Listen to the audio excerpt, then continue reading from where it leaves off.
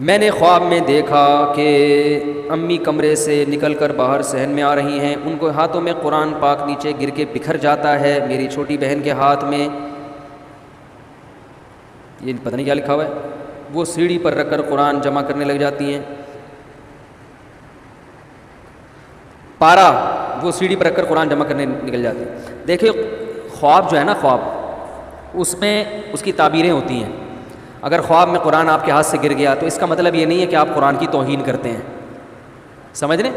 وہی ہے نا، حکیم الامہ کو خواب آیا تھا، کسی نے کہا کہ میں نے خواب میں یہ دیکھا اشرف علی رسول اللہ، تو میں نے پورا اس پر بیان کیا تھا۔ خواب میں کسی کو کچھ بھی آ سکتا ہے، جاگتی حالت میں وہ یہ نہیں کہہ رہے کہ اشرف علی رسول اللہ، تو خوابوں کی تعبیریں ہوا کرتی ہیں۔ ایک آدمی نے مجھے کہا میں نے خواب میں دیکھا کہ میں نبی صلی اللہ علیہ وسلم کو دفن کر رہا ہوں۔ اب بظاہر تو یہ توہین ہے نا، لیکن خواب ہے اس لیے توہین نہیں ہے۔ تو میں نے کہا بھائی آپ نے کوئی سنت کو ختم کیا ہے، تو اس نے بتایا کہ میں نے داڑھی کاٹی ہے۔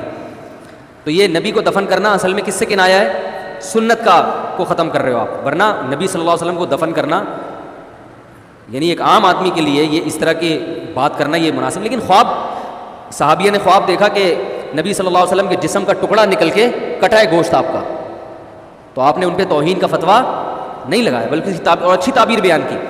سعودی عرب کے مفتی اعظم تھے شیخ بن باز، ہمارے ایک دوست تھے وہاں سعودی عرب میں، انہوں نے واقعہ سنایا کہ یہ مشہور ہوا تھا وہاں پر، شیخ بن باز رحمہ اللہ تعالیٰ کو کسی خاتون نے فون کیا کہ میں نے ایک عالم کو دیکھا ہے کہ وہ بیت اللہ کا برہنہ ہو کے طواف کر رہے ہیں بغیر کپڑوں کے۔ اب بظاہر تو یہ توہین ہے نا کہ عالم کو برہنہ حالت میں دیکھا۔ وہ تعبیر کے بڑے ماہر تھے شیخ بن باز، انہوں نے اس خاتون نے نام نہیں بتایا، انہوں نے اس خاتون کو کہا کہ مجھے جو تعبیر سمجھ میں آتی ہے وہ یہ کہ یہ عالم جنتی ہیں، اس خواب میں جنتی کی بشارت دی گئی ہے۔ تو اس خاتون نے پھر نام بتایا کہ میں نے آپ کو دیکھا ہے۔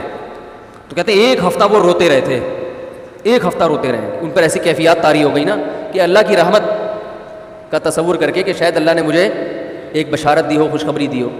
تو یہ جو کلپ بازیاں کرتے ہیں نا لوگ، فلاں کو یہ آ گیا فلاں کو، یہ ظرف کے چھوٹے ہونے کی علامت ہے۔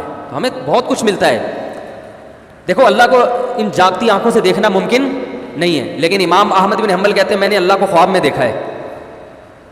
اب کوئی کہے کہ اللہ کو تو دیکھنا ممکن نہیں ہے، تو بھائی خواب ہے، ٹھیک ہے نا، خواب میں زیارت ہو سکتی ہے۔ تو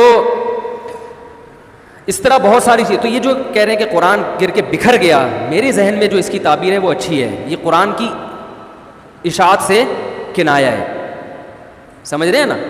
ہمارے حضرت رحمہ اللہ تعالیٰ جب دارالافتاء والارشاد آئے تو حضرت نے خواب دیکھا کہ حکیم الامہ کی کتاب ہے جو نیچے گر گئی ہے اور اس کے اوراق پھیل گئے، کچھ اس طرح کا خواب تھا۔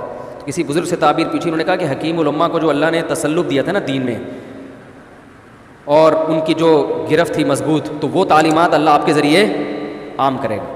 تو اس سے پریشان نہ ہو کہ اگر خواب میں قرآن ہاتھ سے بکھر گیا ہے، اس کے اوراق بکھر گئے ہیں، تو یہ اس سے پریشان ہونے کی ضرورت نہیں ہے۔